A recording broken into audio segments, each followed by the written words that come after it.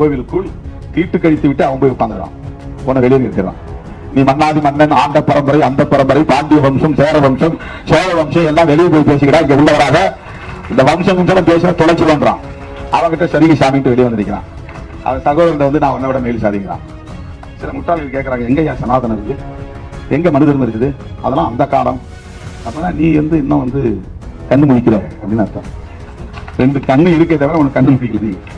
Socially culturally எது சமூக ரீதியாகவும் பண்பாட்டு ரீதியாகவும் கோலோச்சுகிறது, வழி நடத்துகிறது, ஆட்சி செய்கிறது என்றால் இன்னும் மனு தர்மம் தான் ஆட்சி செய்கிறது. அதனால் தான் ஆணவ கொலைகள் நடக்கின்றன. அதனால் தான் அக்ரகாரம் தனியாக இருக்கிறது.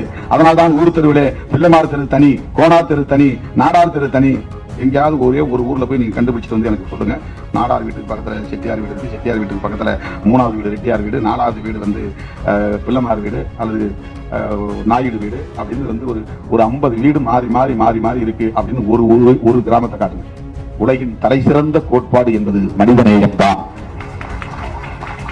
மார்க்சியம், லெனினியம், பெரியாரியம், அம்பேத்கரியம் என்றெல்லாம் நாம் சொன்னாலும், கிறிஸ்தவம், இஸ்லாம், பார்ப்பனியம் அல்லது இந்துத்துவம் என்று நாம் என்ன பெயரிட்டு அழைத்தாலும் இவை எல்லாவற்றையும் விட உயர்ந்தது மாந்தநேயம் தான், மனிதநேயம் தான், ஹியூமானிட்டி என்பதுதான்.